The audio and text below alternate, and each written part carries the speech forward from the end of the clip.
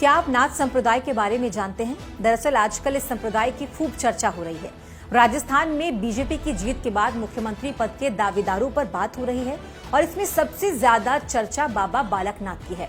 वो उसी नाथ संप्रदाय से आते हैं जिससे उत्तर प्रदेश के सीएम योगी आदित्यनाथ ताल्लुक रखते हैं। आदिनाथ शंकर से जुड़े इस पंथ की जड़ें भारत ही नहीं नेपाल तक से जुड़ी हैं। बाबा गोरखनाथ को नेपाल का राजवंश भी पहला गुरु मानता रहा। इस देश में कई बड़े आश्रम नाथ संप्रदाय से जुड़े हुए हैं। अभी समझिए नाथ संप्रदाय क्या है। हिंदू धर्म में मोटे तौर पर 4 संप्रदाय हैं: वैष्णव, वैदिक, शैव और स्मार्त। नाथ संप्रदाय शैव की एक शाखा है। नाथ यानी स्वामी, यानी जगत के पालनहार। भगवान शंकर को इस संप्रदाय की परंपरा शुरू करने वाला माना जाता है। इसके बाद कई गुरु रहे, जैसे गोरखनाथ और महाराष्ट्र में भगवान दत्तात्रेय। हिंदुओं के बाकी संप्रदायों से इसके रीति रिवाज काफी अलग हैं। इसके योगी बनने के लिए लंबा समय एकांतवास में बिताना होता है। इस दौरान खान पान पर गहरा नियंत्रण रहता है। दीक्षा के दौरान लोग योग और अग्नि से खुद को पवित्र बनाते हैं और यही वजह है कि इससे जुड़े लोगों का दाह संस्कार नहीं होता। योगी को बिना सिले और भगवा कपड़े पहनने होते हैं। हालांकि अब सिले हुए कपड़े पहनने का भी चलन है।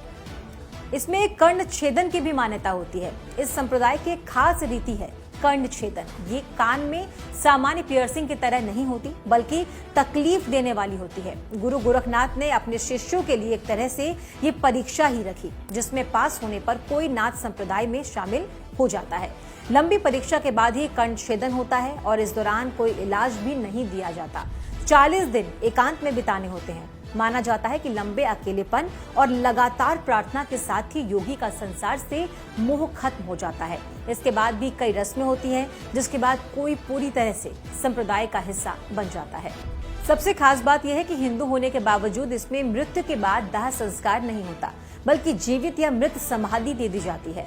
मृत शरीर को मिट्टी में दफना दिया जाता है। कुछ समय पहले राजस्थान से नाथ संप्रदाय का एक मामला भी सामने आया था, जहां शहरों के चलते जमीन की कमी की वजह से इसे मानने वालों की समाधि में मुश्किल आ रही थी। तब जमीन की मांग की गई थी।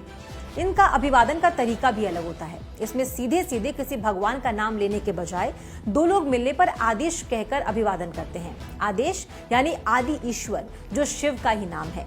इस मत से जुड़े लोग अपने जीवन काल में दुनिया भर घूमते हैं, लेकिन जब उन्हें लगने लगता है कि आखिरी समय पास आ चुका है, तब वो किसी एक जगह रुककर अखंड धुनी रमा लेते हैं। बहुत बार योगी हिमालय में जाकर कहीं अकेले में रहने लगते हैं। इसके बाद उनका कुछ पता नहीं लगता। मान्यता है कि वो हिमालय पर ही अंतिम प्रयाण करते होंगे। नाथ संप्रदाय के मठ भारत ही नहीं बल्कि कई पड़ोसी देशों में भी है, जैसे नेपाल, पाकिस्तान, काबुल, तिब्बत और म्यांमार। इसके अलावा बहुत सारे देशों में संप्रदाय के मानने वाले लोग हैं। जर्मनी, अमेरिका और ब्रिटेन में भी काफी विदेशियों ने इसे अपनाया हुआ है। वो लगातार मठों में आते जाते हैं। हालांकि इसके खान पान और तौर तरीके काफी कट्टर है। मांस मदिरा से दूर रहना होता है और इसीलिए काफी परीक्षा के बाद ही लोग इसका हिस्सा बन पाते हैं। बाबा बालकनाथ अलवर की तिजारा विधानसभा सीट से जीते हैं। इसके पहले से ही उनकी योगी आदित्यनाथ से तुलना होती रही है। इसके पीछे उनकी जानदार इमेज है। बालकनाथ रोहतक पीठ के महंत हैं। इस जगह नाथ संप्रदाय के अनुयायी भारी संख्या में हैं। यहाँ तक ग्राउंड पर भी इसकी झलक दिखती है। नाथ संप्रदाय ने स्कूल और कॉलेज तक बनवाए हैं। कई चैरिटी संस्थान चलाते हैं। तो अगर बाबा बालकनाथ को सीएम पद मिला तो राजस्थान के साथ साथ हरियाणा में भी पार्टी की पैठ गहरी हो सकती है।